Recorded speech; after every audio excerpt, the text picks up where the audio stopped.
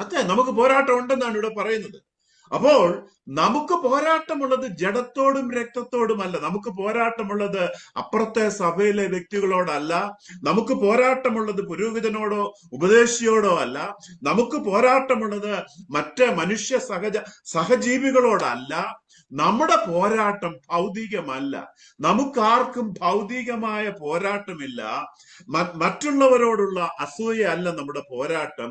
നമുക്ക് ജഡരക്തങ്ങളോടുകൂടി ആയിരിക്കുന്ന മനുഷ്യനോട്, സഹജീവികളോട്, അവര് ശത്രുക്കളാകട്ടെ മിത്രങ്ങളാകട്ടെ, നമുക്ക് അവരോട് പോരാട്ടമില്ല.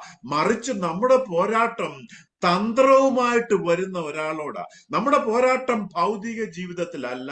ഈ ഫിസിക്കൽ വേൾഡില് നമ്മുടെ പോരാട്ടമില്ല. ജഡരക്തങ്ങളുമായിട്ട് നമുക്ക് പോരാട്ടമില്ല. മറിച്ച് നമുക്ക് വാസ്തവത്തിൽ പോരാട്ടമുള്ളത് പിശാച് കൊണ്ടുവരുന്ന പിശാചിന്റെ തന്ത്രങ്ങളോടാ, പിശാചിനോടല്ല. പിശാചിനെ യേശു പരാജയപ്പെടുത്തി അവനെ സർവായുധ വർഗം താഴെ വെപ്പിച്ച് കാൽവറി ക്രൂശിൽ അവനെ കീഴ്പ്പെടുത്തി. അവന്റെ പവറും അവന്റെ അതോറിറ്റിയും അവന്റെ വെപ്പൺസും എടുത്തു കളഞ്ഞ് അവനെ പരാജയപ്പെടുത്തിയത് കാൽവറി ക്രൂശിലാണ്. അവൻ ഇപ്പോൾ തന്ത്രവുമായിട്ട് കുതന്ത്രവുമായിട്ട് നമ്മുടെ അടുത്ത് വരികയാണ്. അത് മറ്റു മനുഷ്യരിൽ കൂടിയാണ് വരുന്നത്, മറ്റു വ്യക്തികളിൽ കൂടിയാണ് വരുന്നത്, സഭാ നേതൃത്വത്തിൽ കൂടിയാണ് വരുന്നത്, മറ്റ് സഹജീവികളിൽ കൂടിയാണ് വരുന്നത്, മറ്റു കോവർക്കേഴ്സിൽ കൂടിയാണ് വരുന്നത്, നമ്മുടെ അതേ ലെവലിൽ നിൽക്കുന്നവരിൽ കൂടിയാണ് വരുന്നത്.